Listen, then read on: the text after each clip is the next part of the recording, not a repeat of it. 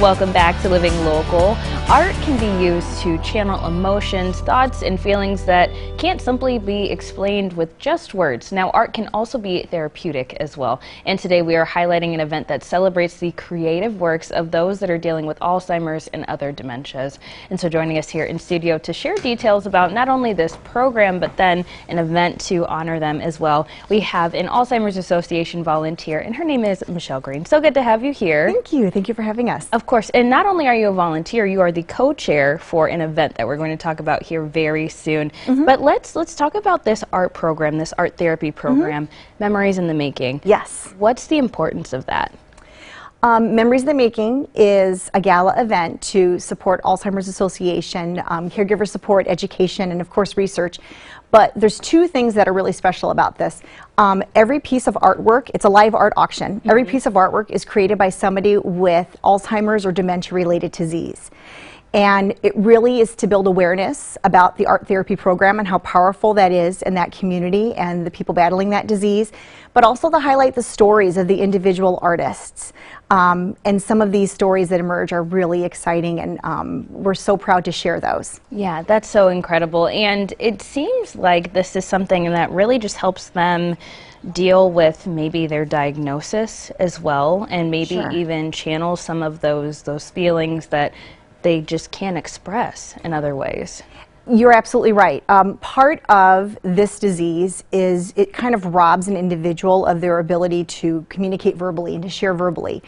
And what's amazing about art therapy and music and a lot of these other art programs with folks with Alzheimer's and dementia is it gives them a new vehicle to express themselves. So the things that they share, memories that maybe families hadn't even thought of, their family in a long time. A couple of my favorite examples, there was an artist who did a painting of, fish and water, which kind of by itself is really cute and that's nice. But when we talked to the family, that was what she did with her husband.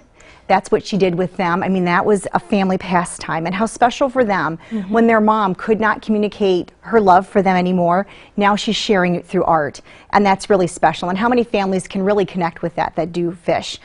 We get lots of beautiful images of farm scenes of where they grew up. There was a gentleman a few years ago who worked at the Arsenal for a number of years and painted this really amazing image of the building that he worked in. That's, part of living in this community.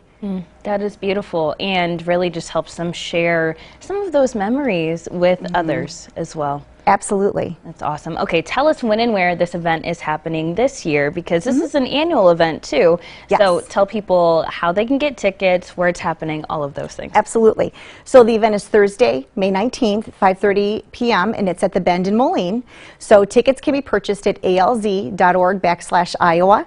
Go under the events tab and you'll find all the information there.